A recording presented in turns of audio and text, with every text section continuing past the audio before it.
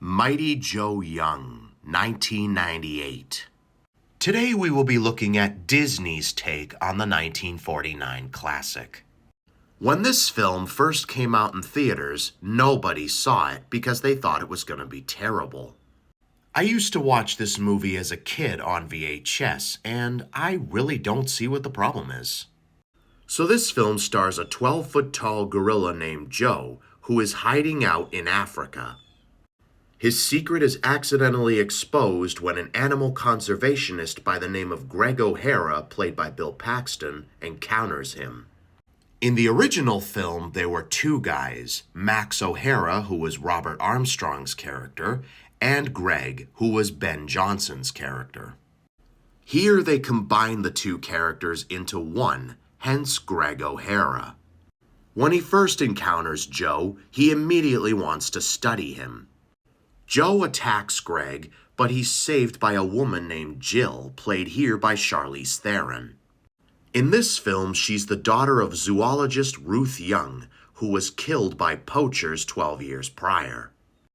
Joe's mom also died that tragic night, so the two bond. Greg convinces Jill to take Joe to an animal preserve where he'll be safe. Jill reluctantly agrees, and they set off to California. Once there, Joe gains some popularity, which grabs the attention of Romanian poacher Andre Strasser. He had a run-in with Joe in the past that costed him his thumb and trigger finger. That's right, Strasser is the same exact poacher responsible for both Jill and Joe's mother's deaths. Strasser heads to California to try and convince Jill to bring Joe back to his preserve, where he'll not only be safe, but free. But while Jill doesn't put two and two together right away, Joe immediately recognizes him and goes berserk. There's also a scene where Ray Harryhausen and Terry Moore both make a brief cameo. And for those of you that don't know, Terry Moore played Jill in the 1949 film. Jill tries to calm Joe down to no avail, and they end up tranking him. Joe is put in a cage and set for euthanization, which leads Jill to finally agree to let Strasser take Joe. Meanwhile, O'Hara finds a set of keys that were left behind during the skirmish and realizes that they belong to poachers. Realizing that both Jill and Joe are in danger, Greg goes after them. Meanwhile, Jill notices Strasser's severed hand, and he explains his run-in with a beast. She finally puts two and two together, and both she and Joe escape. Joe is now running around San Francisco and is lost. But unlike Kong, he doesn't go on a murderous rampage.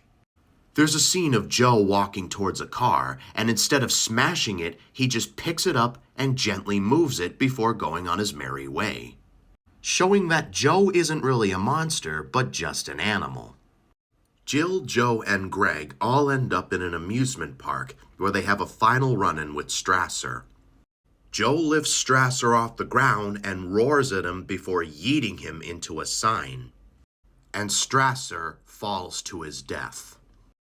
Meanwhile, the Ferris wheel is set on fire by accident by Strasser while he was trying to kill Joe and Jill.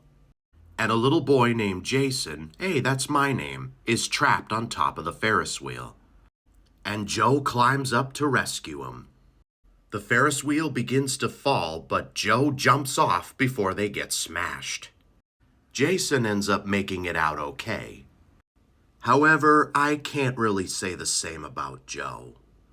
And the movie ends with them holding a funeral for Joe. Moment of silence for him. Nah, I'm just kidding, he survives. The movie ends with Greg and Jill opening a preserve big enough for Joe, and he immediately has his freedom. This was a beautiful film in my opinion, and it really captured the magic of Mighty Joe Young.